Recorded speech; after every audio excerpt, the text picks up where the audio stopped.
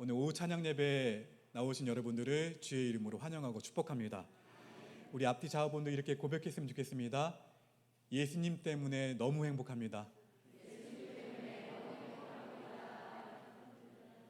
한 번 더 고백해 보실까요? 예수님 한 분이면 충분합니다. 예수님 한 분이면 충분합니다.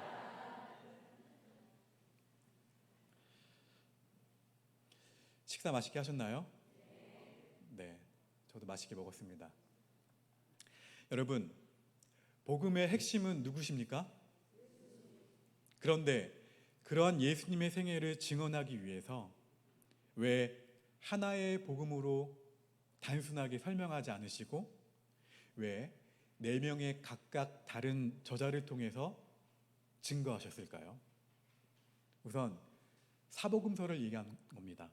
4명의 저자가 복음서를 쓴 대상이 달랐어요. 마태복음은 유대인을 대상으로 썼고요. 마가복음은 로마인을 우선으로 대상으로 삼았습니다. 누가복음은 그 헬라 문화권에 있는 그리스 문화권 사람들을 우선 대상으로 삼았습니다. 그런데 오늘 요한복음은 다릅니다. 요한복음은 광범위하게 모든 지역 사람들을 대상으로 썼습니다. 제가 모셨던 목사님들 가운데 성북교회 육순정 목사님을 통해 배웠던 것 중 한 가지는 시사적으로 민감한 국내 사건을 이해하기 위해서 아니면 국제사회나 기본적으로 각각 다른 관점을 가진 신문들과 보수적 관점의 신문과 진보적 관점의 신문을 읽는 것이었어요. 그렇게 함으로써 균형 잡힌 시각을 제공받을 수 있기 때문이죠. 하나님도 예수님의 생애를 증언하기 위한 4가지 보완적 관점을 위해 4명의 기자가 필요했습니다. 한 성서학자는 이 사복음서를 예수님의 생애를 증언하는 사중창이라고도 했습니다. 그래서 사복음서는 피차 보완적 관점을 가지고 예수 그리스도의 생애를 보여준다고 생각하시면 됩니다. 사도 요한은 기도 가운데 주님이 계시는 천상의 보좌를 옹이한 사생물의 환상을 보게 됩니다. 요한계시록 4장 7절입니다. 우리 함께 읽어볼까요? 시작.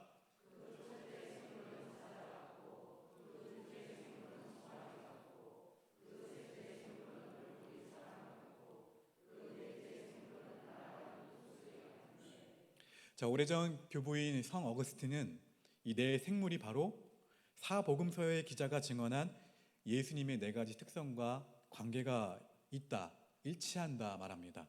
그래서 마태복음의 별명은 사자복음, 마가복음은 송아지복음, 그리고 누가복음은 사람복음, 요한복음은 독수리복음이에요. 사자는 어디의 왕이죠? 밀림의 왕이죠. 네, 마태복음은 유대인의 왕으로 오신 예수님을 증언하는 일에 초점을 두었습니다. 그게 사자복음이에요. 송아지나 소의 특성은 뭡니까? 노동이죠. 마가복음은 여호와의 종으로 오신 예수님을 증언합니다. 누가복음은요, 참된 사람으로 오신 인성을 지닌 예수님을 증언합니다. 아기 시절에 강보에 쌓인 예수님, 10대 시절에 성전에서 박사들과 토론하는 예수님의 모습은 어디에만 나옵니까? 누가복음에만 나옵니다. 그런가 하면 독수리는 어디의 왕자입니까? 하늘의 왕자죠. 요한복음은 독수리복음으로서 예수님의 하나님의 아들 되심, 곧 예수님의 신성을 증언하는 데 초점을 둡니다. 그러면 사도 요한이 전한 요한복음의 핵심은 무엇일까요? 그 대답은 하나님의 아들이신 예수님을 믿음으로 우리가 영원한 생명을 얻는다는 것입니다. 자, 오늘 본문에는 요한복음을 기록한 목적이 명백하게 드러나는데요. 우리 본문 31절을 다시 한번 읽겠습니다. 시작.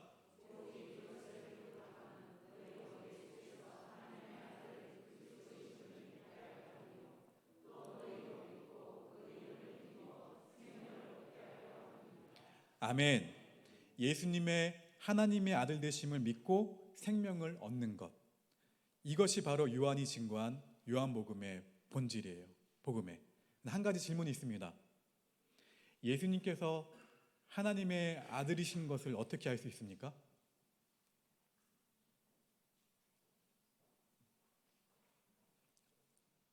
제가 얘기해야 되나요?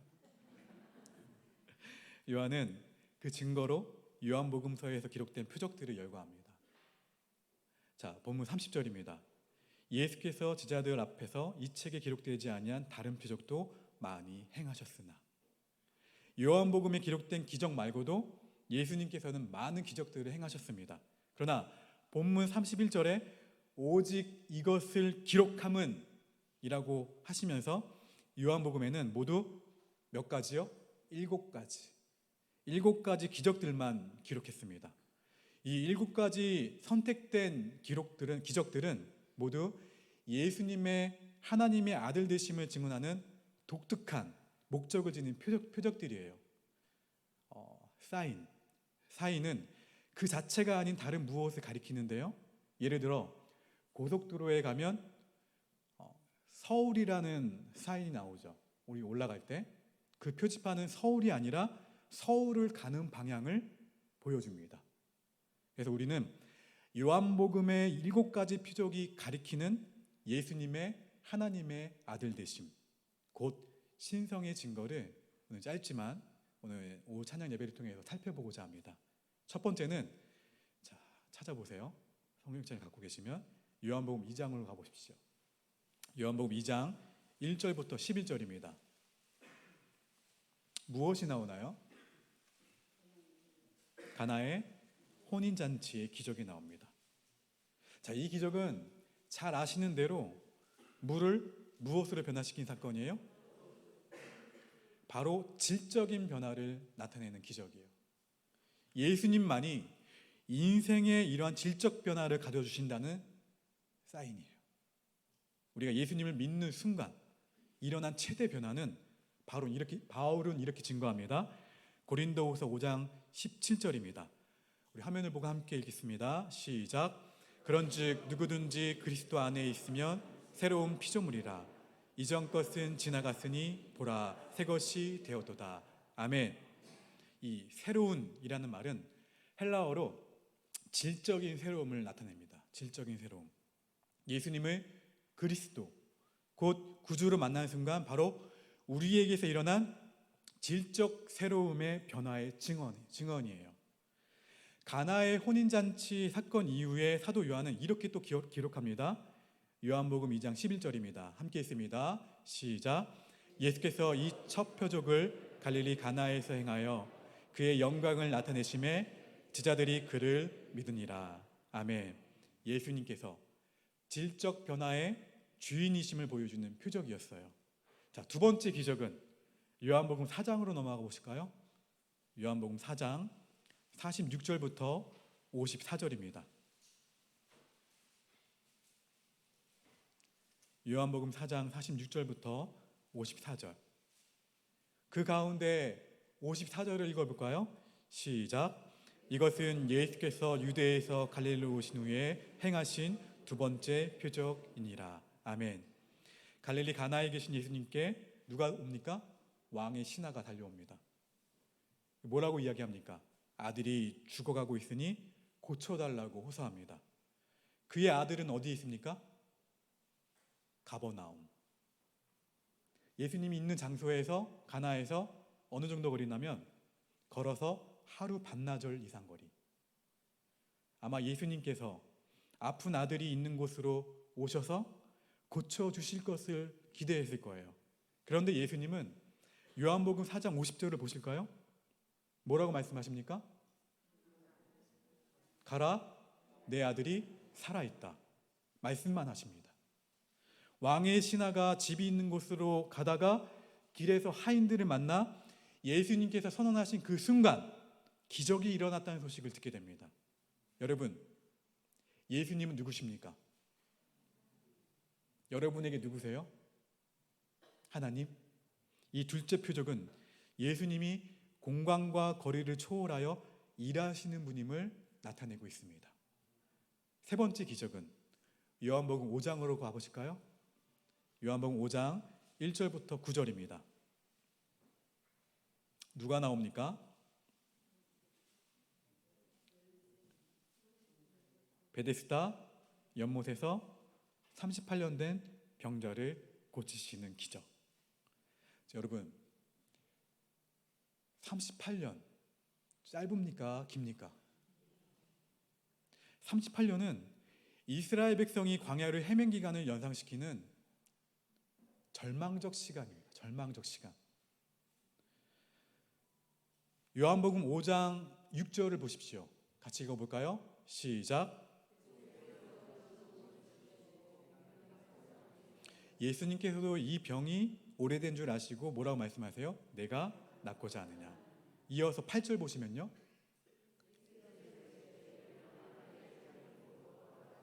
할렐루야. 그러자 치유를 받았습니다. 시간이 문제가 아니었어요. 38년 된 병자, 아무도 고치지 못한 그 시간이 문제가 아니었습니다. 시간을 초월하여 일하시는 예수님의 신성을 보여주는 표적입니다. 우리의 문제가 얼마나 오래되었는지, 예수님 앞에 나오는 사람들에게 예수님은 진실로 해답이시고 구원이심을 보여주는 구원의 사건이었습니다. 자, 네 번째 기적은 요한복음 6장으로 가보실까요?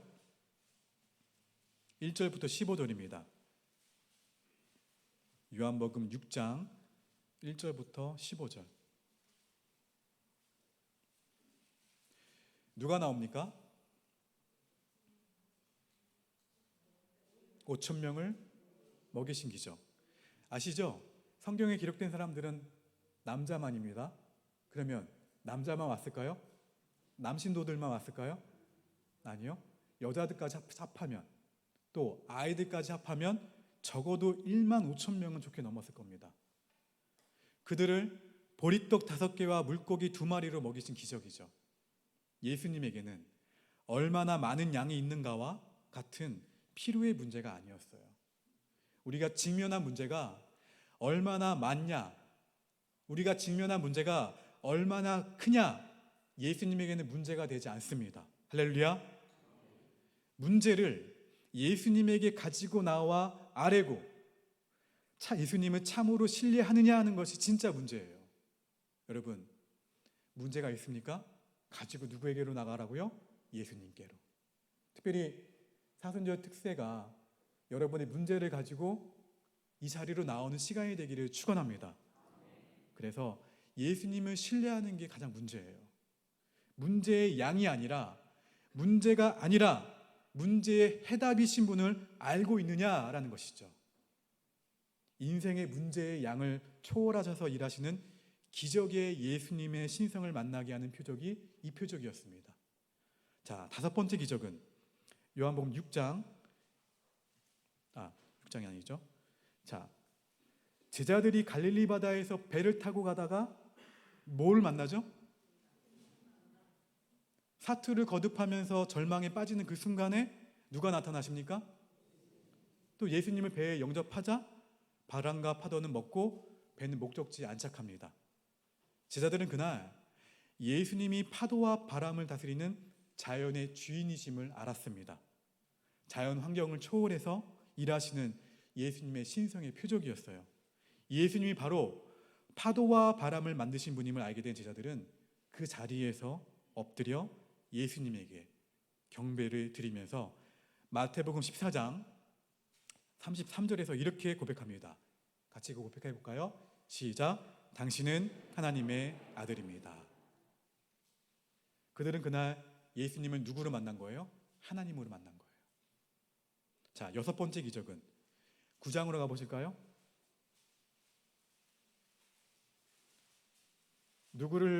누가 나옵니까? 나면서 맹인된 사람. 이 사건은 태어나면서부터 앞을 볼 수 없는 사람을 둘러싼 제자들의 질문을 시작합니다. 요한복음 9장 2절에 당시 사람들이 갖고 있었던 보편적 편견을 드러내는 질문이 있었어요. 뭐라고 합니까? 읽어볼까요? 시작. 라삐어, 이 사람이 맹인으로 난 것이 누구의 죄로 인함이니까? 자기니까 그의 부모니까? 자, 어느 쪽이든 이 질문은 운명론적 그리고 인과론에 근거한 것이죠. 이 질문에 대한 예수님의 대답은 전혀 기대와 달랐습니다. 우리 요한복음 9장 3절입니다. 같이 읽습니다. 시작. 예수께서 대답하시되 이 사람이나 그 부모의 죄로 인한 것이 아니라 그에게서 하나님이 하신 일을 나타내고자 하심이라. 아멘. 그리고 그의 눈에 진흙을 바르시고 실로암 못에 가서 씻음으로 눈을 뜨게 하셨습니다. 할렐루야. 한 신학자는 진흙을 바르게 하신 것은 인간을 본래 진흙으로 빚으신 예수님이 바로 창조주이심을 보여주는 사건이라고 증언합니다. 예수님이 운명을 초월해 일하시는 운명을 바꿀 수 있는 창조주이심을 보여주는 표적이에요. 자, 마지막으로 7번째 기적은 요한복음 11장입니다.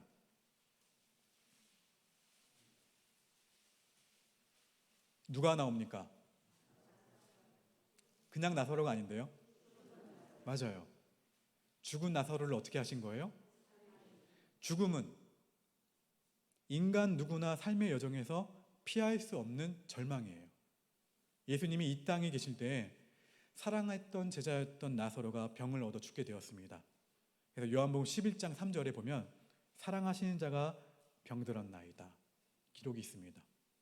주님께서 사랑하신 자들도 어떻다고요? 병들어요. 주님께서 사랑하신 자들도 결국엔 죽습니다. 만약 죽음이 인생의 마지막 사건이라면 복음은 없습니다. 그런데 예수님께서 나사로의 무덤 앞에서 복음을 선포하시죠. 요한복음 11장 25절 함께 있습니다. 시작. 예수께서 이르시되 나는 부활이요 생명이니 나를 믿는 자는 죽어도 살겠고. 할렐루야. 그리고 예수님은 무덤 속에 들어가 죽은 지 나흘 된 나사로를 향해 말씀하십니다. 나사로야 나오라. 이 사건으로 예수님은 인류 역사의 마지막에 있을 드라마 부활의 사건을 증언하신 것입니다. 예수님이 바로 죽은 자들의 부활의 주가 되심을 보여주는 표적이에요. 요한이 전하는 복음은 바로 이 예수님이 하나님의 아들이심을 보여준다는 것입니다. 예수님은 질적 변화의 주인이시고 공간을 초월하시고 시간을 초월하시고 양을 초월하시고 어떠한 상황도 어떠한 운명도 초월하시고 마침내 죽음을 이기시고 죽음을 부활로 바꾸어 주시는 분이십니다. 사랑하는 성도 여러분, 이러한 예수님이 나의 주님이 되셨다면 무엇이 두렵습니까? 왜 강하고 담대하라 말씀하시는지 아시겠죠? 나의 주님, 예수님이 나의 주님이 되셨다면 무엇이 두렵나요? 요한이 전하는 복음은 우리가 예수님을 믿음으로 궁극적으로 영생을 얻었다는 거죠. 이 영생은 죽은 다음에 누리는 천국의 소망만이 아닙니다. 요한은 요한복음에서 영생을 지금 여기에서 현재 누리는 것으로 증언합니다. 우리 요한복음 5장 24절을 보시게 되면 나 보내신 이를 믿는 자는 영생을 얻었고, 또 요한복음 10장 10절은 내가 온 것은 양으로 생명을 얻게 하고 더 풍성히 얻게 하려는 것이라. 영생은 오래오래 계속되는 생명일 뿐만 아니라 풍성한 생명입니다. 자, 그러면 이제는 요한복음 15장을 찾아보실까요? 펼쳐놔 보세요.